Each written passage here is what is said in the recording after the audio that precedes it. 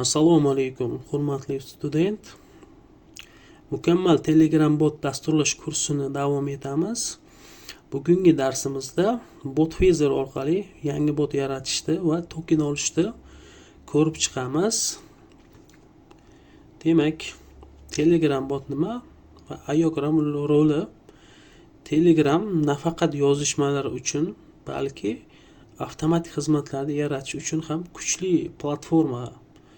Shunday xizmatlarni Telegram botlar deb ataymiz. Masalan, ob-havo ma'lumotlarini yuboruvchi bot, to'lovlarni qabul qiluvchi bot, ta'lim botlari yoki ChatGPT asosida yaratilgan sun'iy intellekt botlari, bularning barchasini yaratish uchun bizga Botfezer orqali bot yaratishimiz va Ayogram yordamida uni kodlashimiz kerak. Demak, bugun Botfezer orqali yangi bot yaratishni o'rganamiz. Token olish va uni xavfsiz saqlashni o'rganamiz. Ayogram yordamida tokenni ishlatib oddiy bot tuzamiz. Demak, Botfezer nima va token nima?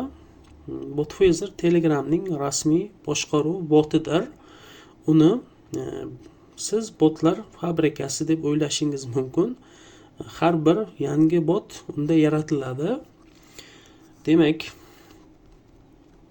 yangi bot yaratishimiz uchun birinchi navbatda Telegram dasturini ochib olamiz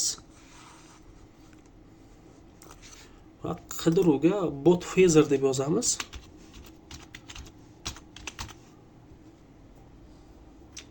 Mana ko'rib turibsiz, ikkinchida Botfezer. Ya'ni biz qidirgan bot chiqib keldi. Bunda galchkasi bor, ko'k. Ko'rib turibsiz. Demak, start tugmasini bosamiz va yangi bot yaratish uchun create a new bot, ya'ni new bot buyrug'ini beramiz. Bu yerda botimizga nom berish so'ralyapti. Ya'ni botimizni nomini yozishimiz kerak. Masalan, botimizga nima deb nom beramiz? Masalan, kurs boti. Ya'ni kursimiz boti. Demak, bizga botimizga nom berdik. So'ngra foydalanuvchi nomi, ya'ni usernamesiga o'xshab botga ham username berishimiz kerak bo'ladi. Ya'ni bu username takrorlanmas bo'lishi kerak. Ya'ni boshqa botlarda bu username bo'lmasligi kerak. Agar boshqa botlardagi usernameni bunga beraman desangiz, bu yoqqa xatolik kelib chiqadi. Ya'ni biz noyob username topishimiz kerak botimiz uchun. Keling, tasavvur qiling. Masalan, boshqa bot, ya'ni boshqa botda mavjud nomni bersangiz nima bo'ladi? Shuni ko'raylik. Masalan,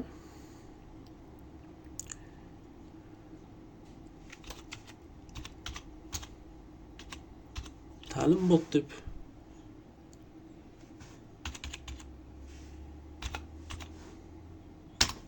nom bermoqchimiz botimizga. Ya'ni ta'lim bot degan username mavjud. Ya'ni bunaqa bot mavjud ekan, o'shancha bizga sorry is username deyapti. Ya'ni bu username mavjud deyapti, boshqa username qo'y demoqchi. Ya'ni bu yoqqa username yozamiz, ya'ni takrorlamas noyob username topib yozishimiz kerak. Buning uchun kurs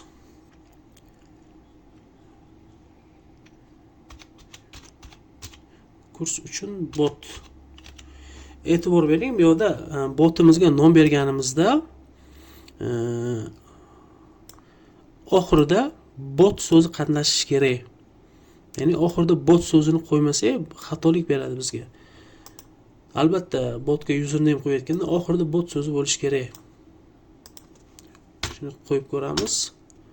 Ya'ni bu username ham mavjud ekan. Ya'ni boshqa nom qidirib ko'ramiz. Kurs paydilik bot. Bu username ham mavjud ekan. Demak,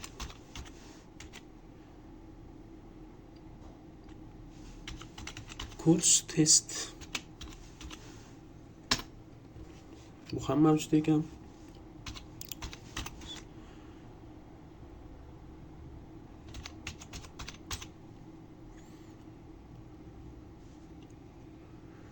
Kurs uchun ikkitani qilaylik. Bot. Mana ko'rib turibsiz, biz hozir botimizga username berdik. Bu username mavjud emas ekan. O'shaning uchun bizga ushbu username'ni botimizga qo'yib berdi. Mana bizni yaratgan botimiz, ya'ni kurs boti, ya'ni botimizning nomi bu, ya'ni biz qo'ygan username bu. Ko'rib turibsiz, bu yerda bizga token berdi, ya'ni har bir botga maxfiy token beriladi. Ya'ni bu token dasturlashda kodlarimizni Telegram boti bilan bog'lash uchun, aloqa qilish uchun ishlatiladigan maxfiy token hisoblanadi bu. Demak, biz hozir Botfezer orqali o'z botimizni yaratdik va tokenni oldik. Endi tokenni xavfsiz saqlashni ko'rib chiqamiz. Ya'ni bu tokenni xavfsiz saqlashimiz kerak. Bu hech kimga ko'rsatilmasligi kerak. Agar ko'rsa, bu tokeningiz orqali botingizni boshqarishi mumkin boshqa insonlar. Demak, biz tokenni bevosita kodga yozmasligimiz kerak. Chunki kimdir kodni ko'rsa, botni boshqarishi mumkin. Buning uchun .env faylni yaratishimiz kerak. Ya'ni bu tokenni saqlashimiz uchun o'tgan darsimizda Telegram bot loyihamiz papkasini yaratgandik. Virtual muhitni yaratgandik. Xuddi shu papkamizga .env faylni yaratamiz. Buning uchun new text dokumentni tanlaymiz. Uni o'chirib tashlaymiz va env deb yozamiz. Enter deb bossak, yes. Mana biz .env faylni yaratdik. Endi bu faylga botimizdan olgan tokenni joylashtirishimiz mumkin. Buning uchun bot token degan o'zgaruvchi yaratib olamiz. Katta harfda yozaylik. Bot token chiziqcha teng va botdan olgan tokenimizni ustiga bossak kopiya qiladi. Xuddi shu joyga vystavit qilamiz. Mana biz hozir botimizning tokenini .env faylga saqlab oldik. Mana ko'rib turibsiz, mana bizning tokenimiz. Xo'p, demak, endi botimizni yaratish uchun dasturlash muhitida ushbu faylimizni ochib olishimiz kerak. Telegram bot degan faylimizda Visual Code Studio'dan foydalanamiz. Buning uchun sizda boshqa dasturlash muhiti bo'lsa, undan foydalanishingiz mumkin. Visual Code Studio'ni o'rnatish haqida Python dasturlash asoslari kursimizda to'liq video kurs mavjud. Agar Visual Code Studio o'rnatmagan bo'lsangiz, ushbu darsimizni ko'rib Visual Code Studio'ni o'rnatishingiz mumkin. Visual Code Studio'ni ochib olamiz.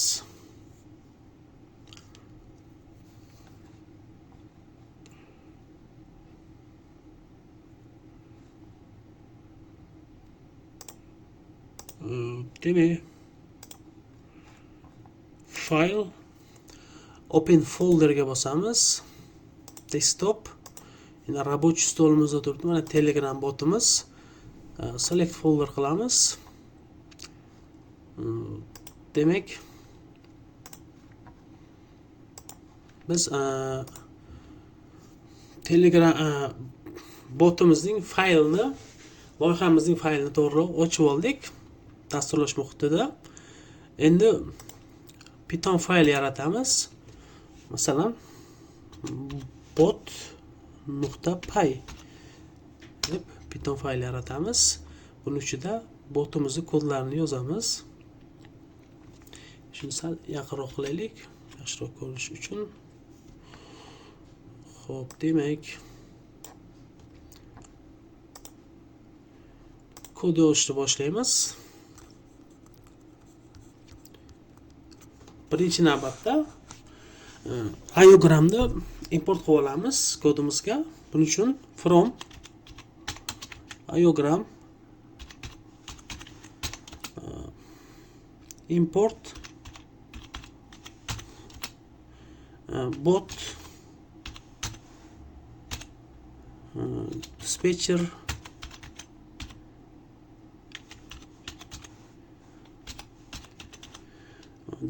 komponentini import qilamiz va type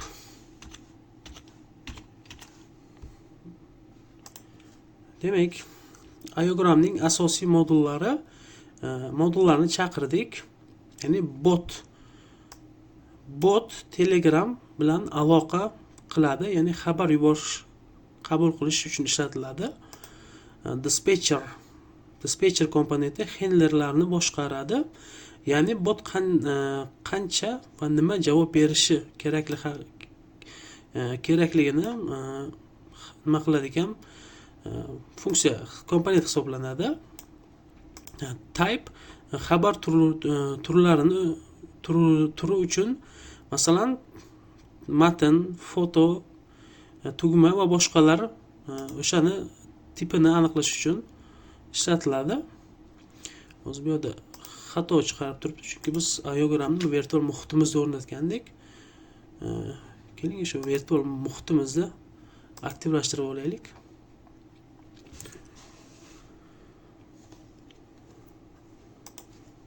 Buning uchun virtual muhitimizni aktivlashtirish uchun birinchi navbatda virtual muhitimiz nomini yozib olamiz va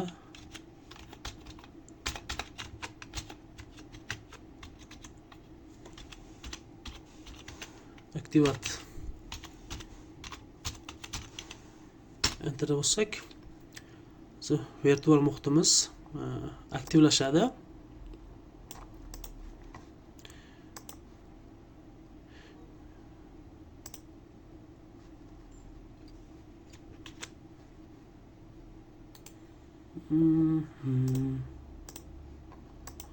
Hop. Demak,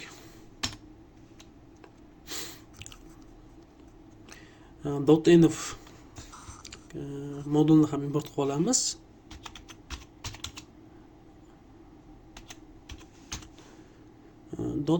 .env import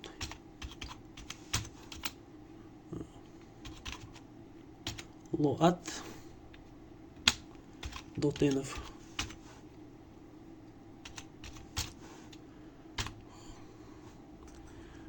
ya'ni bu modul env fayldan ma'lumotlarni yuklash uchun ishlatiladi. Ya'ni .env bu maxfiy ma'lumotlarni token API kalitlarni, parollarni saqlash uchun ishlatiladigan fayl hisoblanadi. Demak, load.env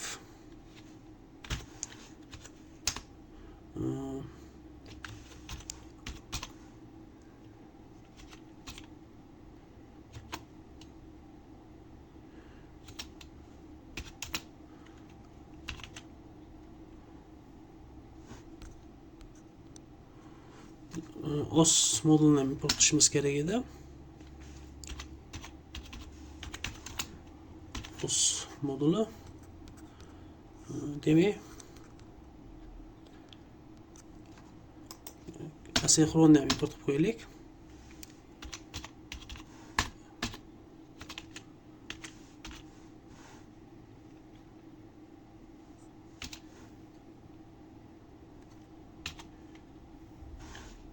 Sinxron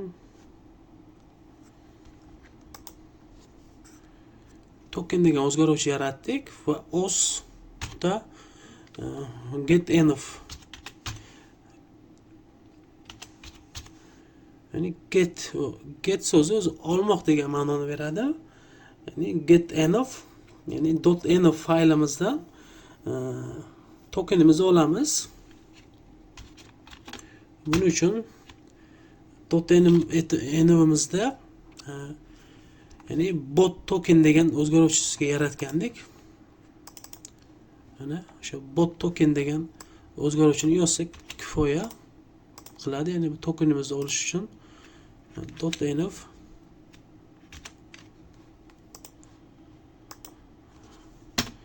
demak kodni tushuntiraman. env faylni yuklab olyapmiz. .load.env orqali. Endi token o'zgaruvchisidan bizning maxfiy kalitni saqlangan o'sha maxfiy kalitni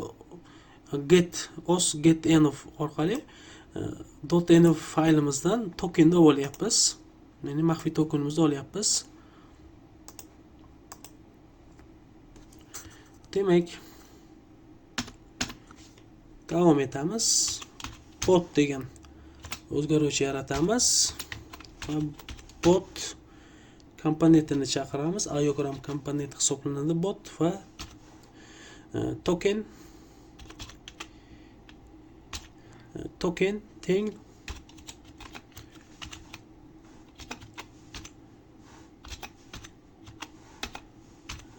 tokenga. Ya'ni biz mana tokendagi o'zgaruvchimizga maxfiy .env faylimizdan tokenimizni olib olgandik, o'sha o'zgaruvchimizga saqladik. Maxfiy kalitimizni endi o'sha maxfiy tokenimizni bu yoqqa beryapmiz o'zgaruvchimizdagi tokenda. Demak, dispetcher yaratib olamiz. Qisqacha dp deb kelsak bo'ladi o'zgaruvchimiz nomi va dispetcher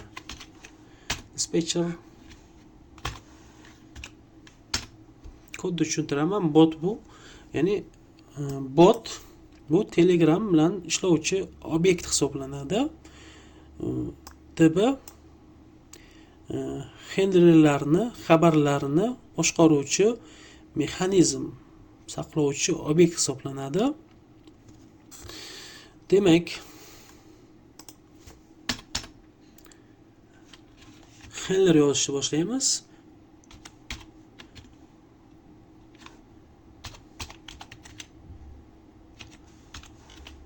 Message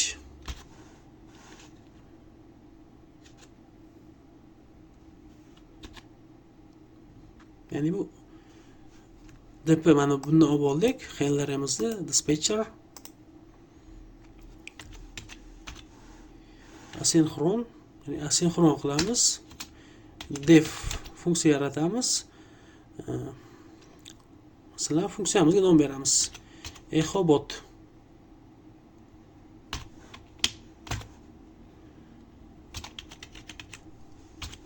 Message 2 nuqta type'ni chaqirib olamiz. Buni import qilgandik, tepada ko'rishingiz mumkin. Type nuqta message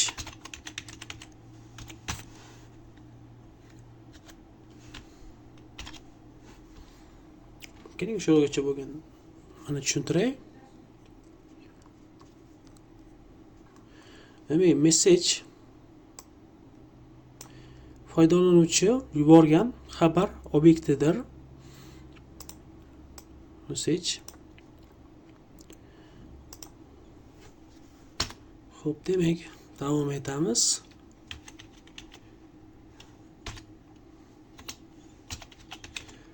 Message nuqta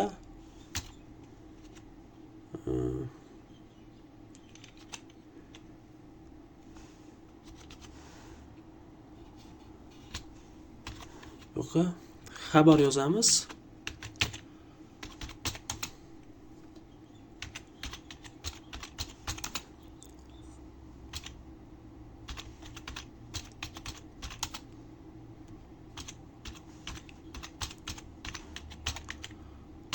Salom, sizning birinchi botingizman. Message answer share, ya'ni javob yuborish funksiyasi hisoblanadi bu.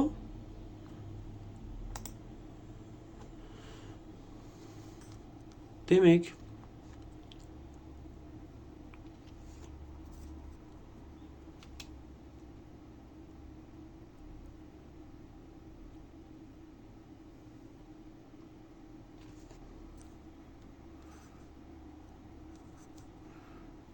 davom etamiz. Asinxron def main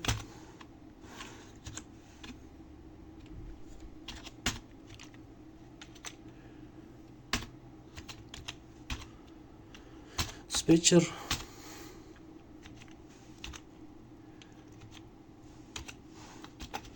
start polling.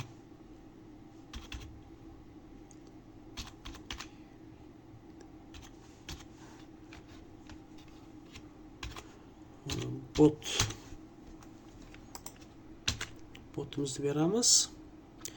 Demak, bu funksiya botni doimiy ravishda foydalanuvchi xabarlarni kuzatib turish rejimida ishga tushiriladi.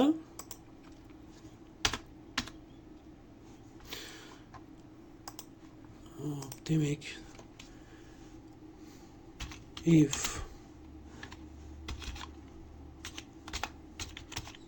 name teng bo'lsa,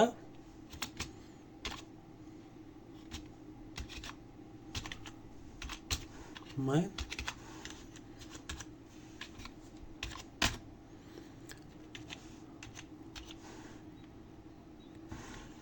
asinxron run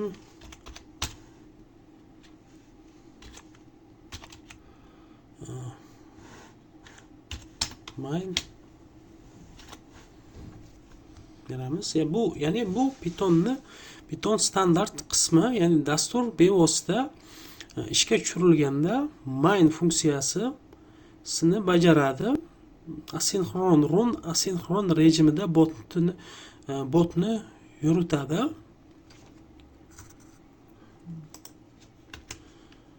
Xo'p, demak, botimiz qisqacha shu koddan iborat, ya'ni kichkina bot bu. Birinchi botimiz 20 qatorli kod. Demak, biz virtual muhitimizni aktivlashtirib oldik. Mana ko'rib turibsiz. Endi botimizni ishga tushirib ko'ramiz. bot.py uchun Python bot.py enterni bosamiz. Va botimizga kirib start tugmasini bosib ko'ramiz.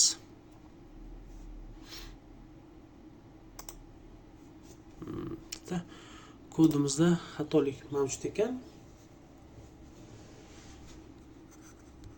Xo'p, demak, xatolikni ko'rib chiqamiz.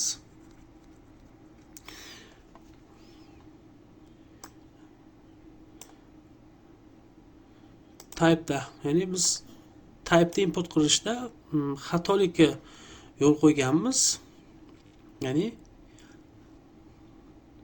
type emas, oxirida sm bo'lish kerak, types bo'ladi. Endi to'g'rilab chiqamiz, types. Qayta ishga tushiramiz botimizda.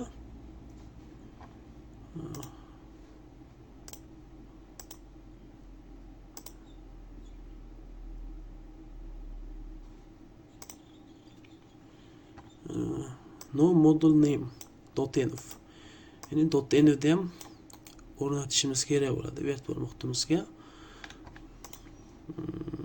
Kerak. Qanday o'rnatishni ko'rib chiqamiz. Uchun .env install desak, bizga o'rnatishda komandasi bilan mana ko'rib turibsiz, pip install python.env orqali o'rnatishimiz mumkin ekan. Enterni bosamiz. Create.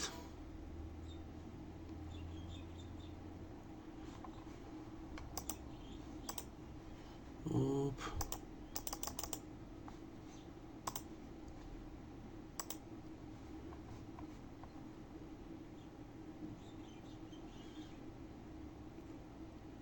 Virtual muhit.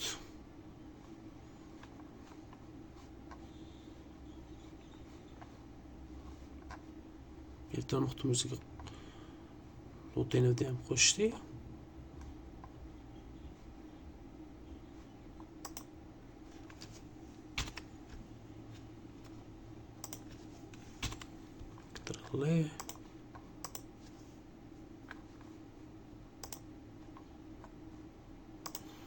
Xo'p.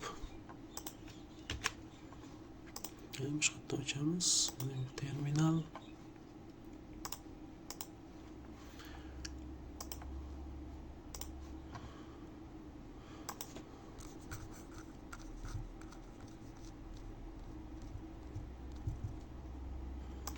Virtual muhitimizni aktivlashtirib olamiz.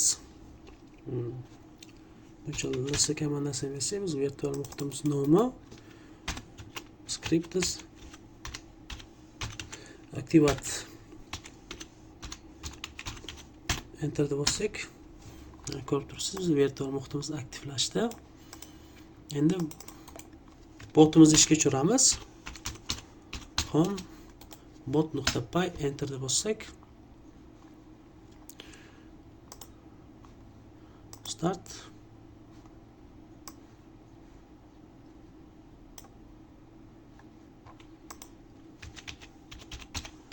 Salom. Ko'rib turibsiz, salom. Sizning birinchi botingizman. Ajoyib.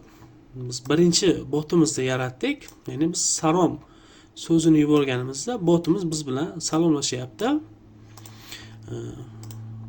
Mana xuddi shu so'zni biz kodimizni yozgandik, ushbu javobni bizga qaytardi. Ya'ni handler o'sha biz yuborgan xabarni tutib olib, o'sha xabarimizga ushbu javobni qaytardi. Demak, bu soddagina birinchi botimiz edi. Ya'ni iogram modulda birinchi botimizni yaratdik. Xo'p. Sal pastroq tushirsak, mana 20 qatorli kod orqali ushbu botimizni yaratdik. Ya'ni salom yuborib ko'rsak, ya'ni ushbu so'zni bizga qaytaryapti. Ya'ni bugun qisqacha Telegram orqali, bot Phaser orqali Telegram bot yaratishni o'rgandik va tokenni xavfsiz saqlashni o'rgandik va birinchi botimizni yaratib ko'rdik va ishlatib ko'rdik. Demak, sizga uyga vazifa, o'zingizni botingizni yarating bot Phaser orqali va .env faylida tokenni xavfsiz saqlang, botingizdagi tokenda, va kodni to'liq yozing va Python main.py bilan ishga tushiring. Biz hozir bot.py bilan ishga tushirdik. Bot.py bilan ishga tushirishingiz ham mumkin. Python fayl yaratib, ushbu fayl ichiga kod yozasiz. Botdan javob olayotganingizda tekshiring. Qo'shimcha print qavslar ichida message text yozib, foydalanuvchi yuborgan xabarni terminalda chiqarishni sinab ko'ring. Keling o'shani ko'rsatib beray. Foydalanuvchi yuborgan xabarni terminalda chiqarishda print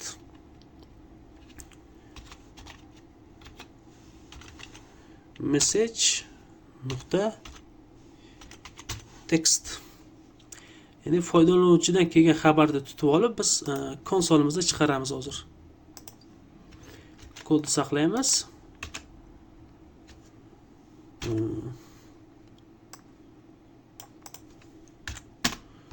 Kodni ishga tushirsak,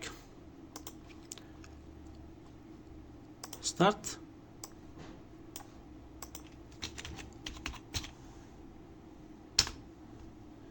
Mana ko'rib turibsiz.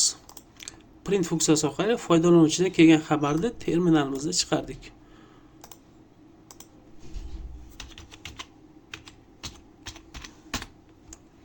Mana foydalanuvchi kelgan xabar xuddi shunday shu orqali, ya'ni foydalanuvchidan kelgan xabarni konsolga chiqarishimiz mumkin ekan. Demak, bugun bugungi darsimiz shundan iborat edi. Keyingi darslarda ko'rishguncha xayr.